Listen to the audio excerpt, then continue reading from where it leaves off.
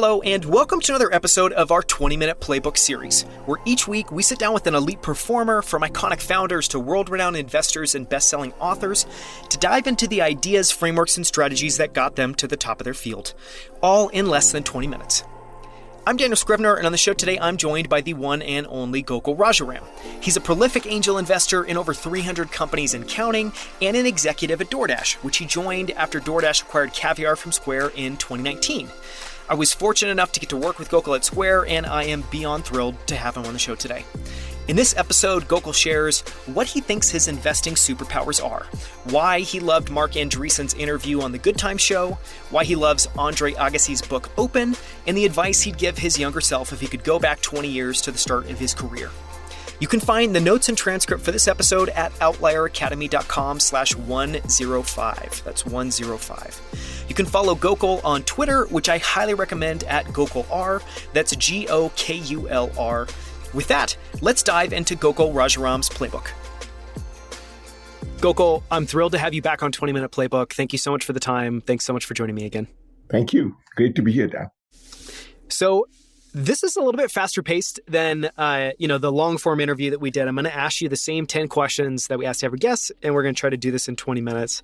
The first question is around a recent fascination. Is there anything that you've been fascinated or obsessed by recently? I would say crypto, but it's been probably 2 or 3 years that I've been fascinated by crypto and confused.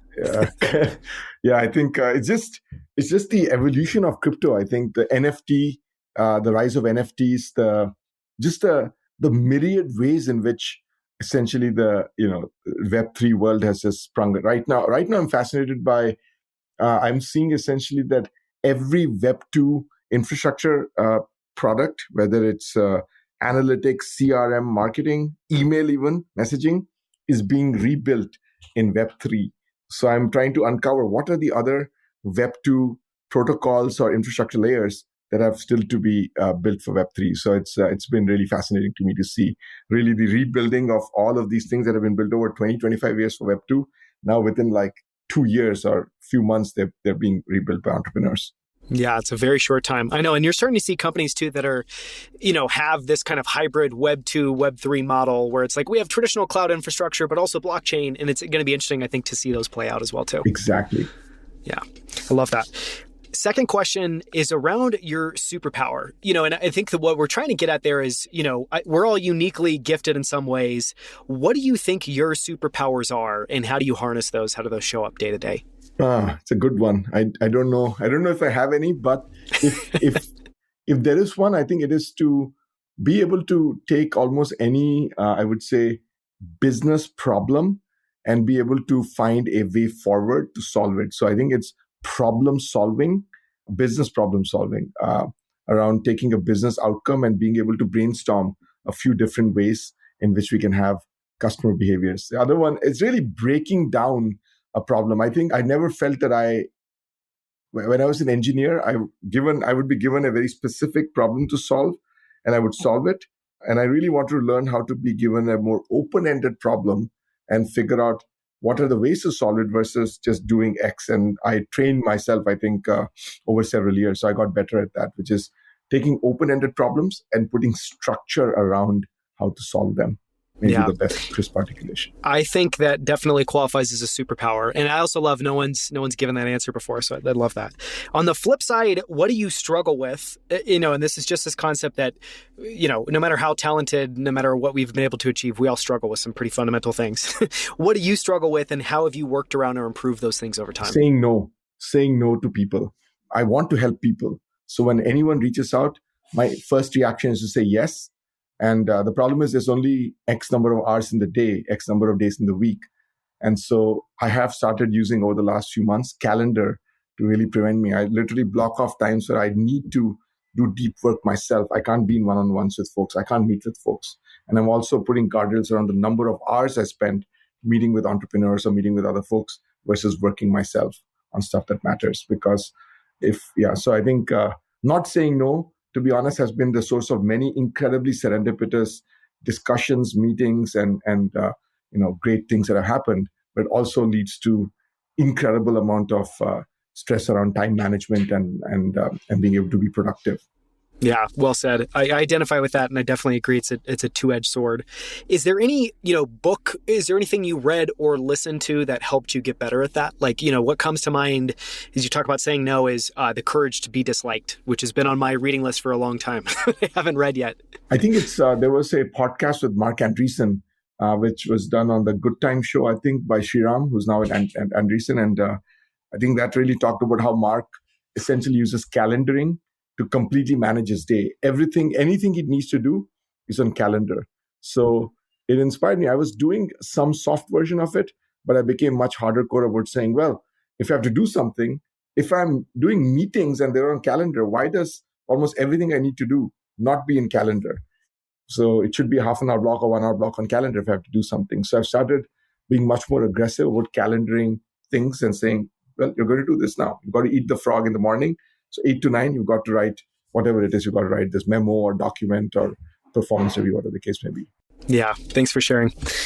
I want to talk about habits and routines. And the way I'm going to frame this up is, as I've explored, how people have incorporated habits and routines, what I found is there's a massive spectrum. And actually, most people, I don't think, are very focused on habits and routines. And so what I want to try to ask now is kind of scoping it way, way, way down and just ask the smallest version of the question, which is, what tiny habit or routine has had the biggest positive impact on your life? And this could be at work, at home, any angle. For me, it's been exercising 6 days a week, 5 to 6 days a week has had the biggest impact, because I've seen that I always believe the hierarchy of any individual should be health, then family, then work. Why not family before health? Because if you're not healthy, you become a burden to your family and you can't help them. And so your health is actually very, very important. Then your family, because you can't help you, and then finally work.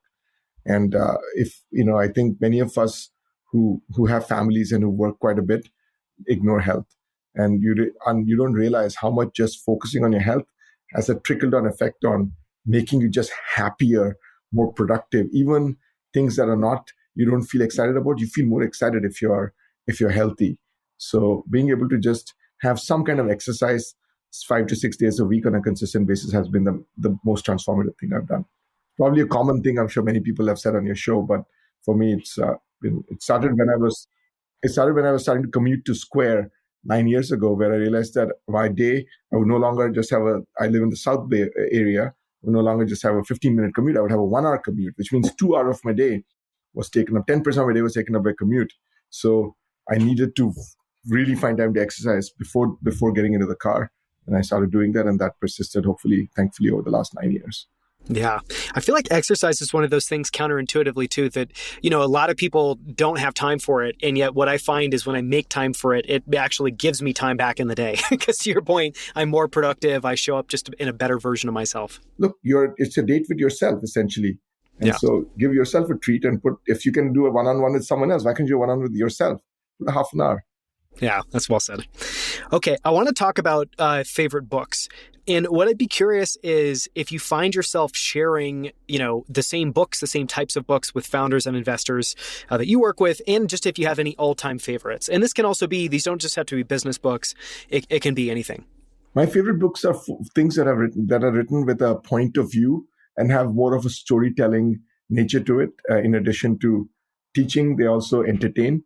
And so The Hard Thing About Hard Things, which is Ben Horowitz's book, is probably my all-time favorite book, because it just has because people remember stories. That's why I tried to read a few years ago. I started to read book summaries, but book summaries take away the stories that underlie the books. And so you don't remember it because you remember the stories and not the actual lesson. And so The Hard Thing About Hard Things. And then the other one I really like is a book called Open by Andre Agassi. And that book is he starts with talking about how he hates tennis. He truly hates tennis. And having somebody who's one of the greatest ever to play a sport saying he hates the sport and why he hates it was just incredibly powerful to see how overdoing something can lead to this love-hate. Everyone has a love-hate relationship with what they do in some ways. So it's given him so much, yet he hated it in many ways. He also loved it. I love that you brought up the point about book summaries because, I similarly have tried those as I think anyone who's pressed for time. And I think my experience of it reminds me of the quote of, I was listening to an interview with Tony Deaton, who's an investor I really like. And he talks about the thing he harps on a lot is, man's constant search for getting something without expending any effort or any energy. And I feel like that's the perfect definition of book summaries because you're not investing in it. You're not really going to get anything. I want to ask about tools now. And, typically we talk about software tools. I don't see it today, but I know back in, the Square days, you would keep a field notebook in your pocket all the time and just have this notebook that was with you constantly. So I would be curious, do you still have kind of paper and a notebook as a big part of the tools and the way that you do work and you kind of think and write down to-dos? And if there's any software components or any of those worth sharing? I replace because I don't move around as much. I'm mostly at home and I sometimes go into work, rarely. I use my phone and the Notes app as a substitute for that.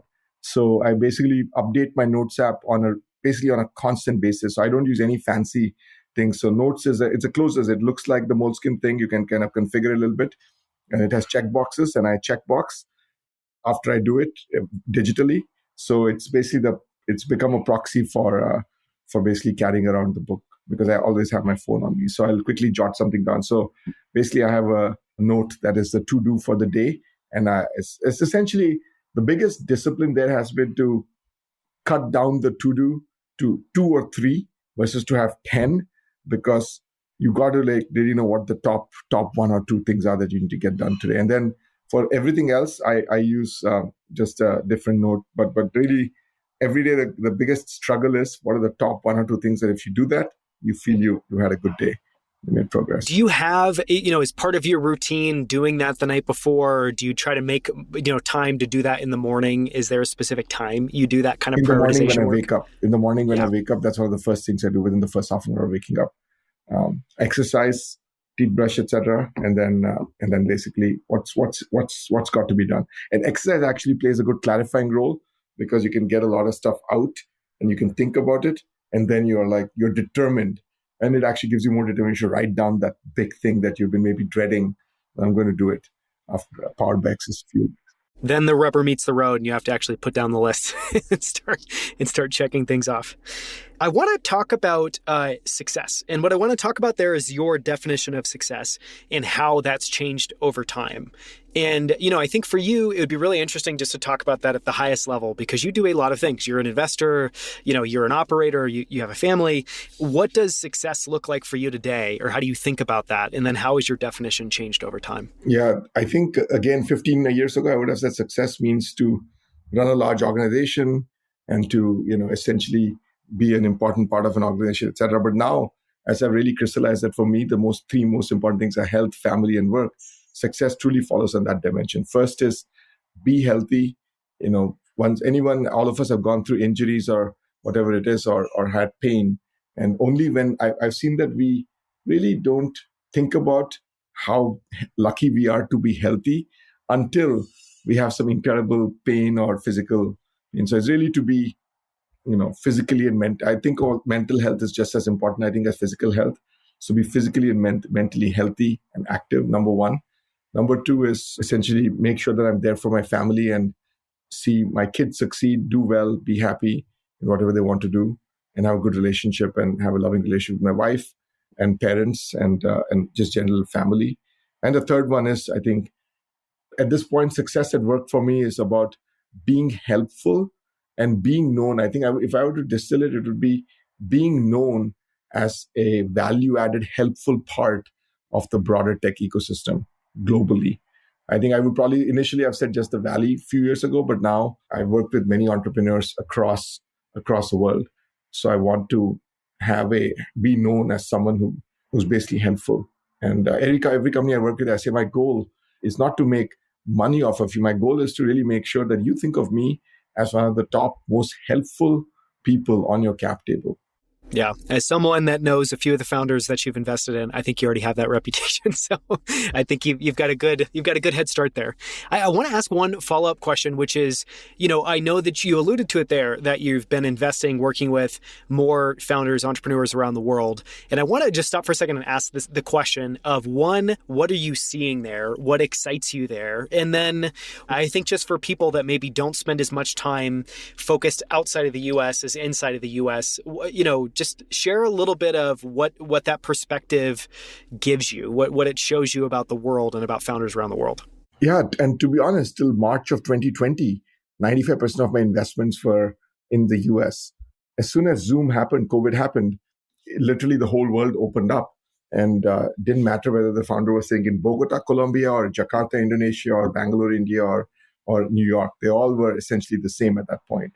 And what I realized was two things. One, founders across the world, just because of the rise of internet and just information dissemination, they're just as hungry, just as now, I would say, aggressive, like visionary, and they work just as hard as the best founders in the US. The best founders across the world now are at par with the best founders in the US. Second, the market opportunity, I would say, in the US, there's tons of companies being started. I think still the number of companies per capita is much lower in these countries. So each company has a much bigger opportunity to win. In other words, for example, if you look at all of Latin America, there's 800 million people across these countries.